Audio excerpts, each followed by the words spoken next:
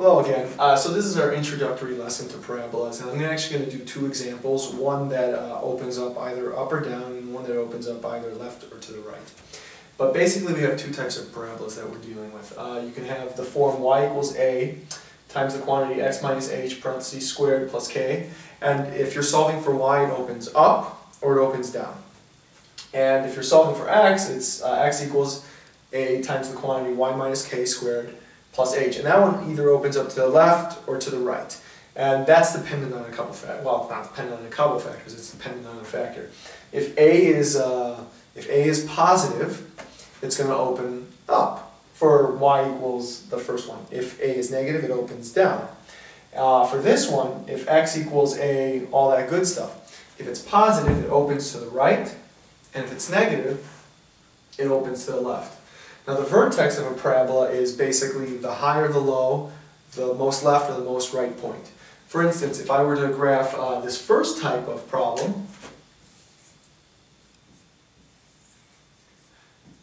my vertex would be there, it'd be the minimum point. But if I graphed it like this, it'd be my high point. Conversely, when I do the sides, left and right, my vertex varies. Here it's the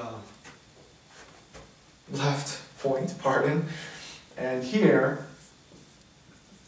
it's the right point. Your axis of symmetry, again, is pretty interesting too. It's where it cuts the graph in half. That would be the axis of symmetry. As for the focus, it's a value, in this case it's h and then k plus 1 over 4a, and in the second one it's h plus 1 over 4a over k. But what the focus is really cool. The focus is where optimal sound exists in the parabola. So for instance, the focus is somewhere here. It's definitely on the axis of symmetry, and here it's here, and here it's, these are just hypotheticals. I don't know exactly where they are, but they're very interesting. And what I mean by that is, if you were to build a satellite dish, for instance, a satellite dish has the shape of a parabola.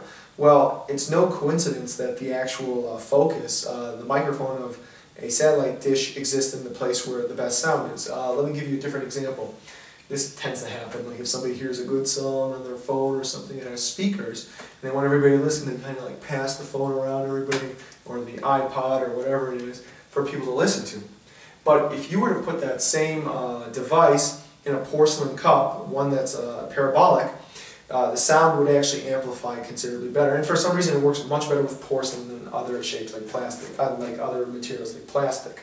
So try that next time. Like you want to listen to something and there's a group of people, everybody wants to hear it. Take a bowl or something and put the object in there, and the sound amplifies. It's really quite cool.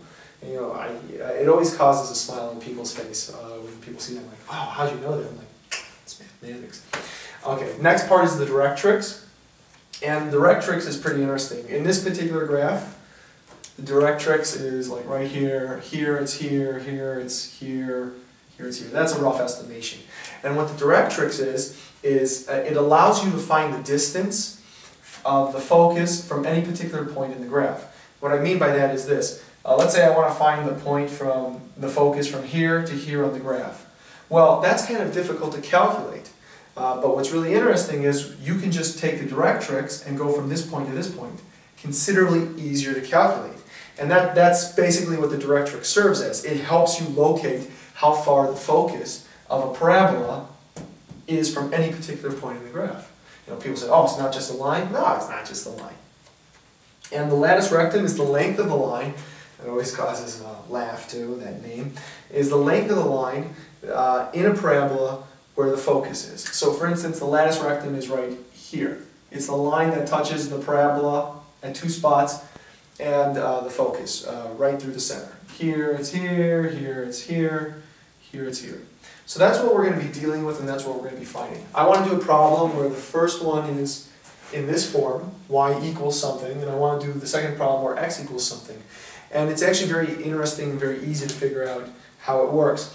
If you got like a, if you have a y squared in this problem, you're going to be solving for x. If you have an x squared when you're trying to solve for a parabola, you're going to be solving for y. So it kind of works the opposite of what you think. So if you have a y squared, solve for x. If you have an x squared, solve for y. yeah, so that's my introduction. We're going to go ahead and do a problem after this and see how it goes. It's pretty cool. With that said, have a good day for now.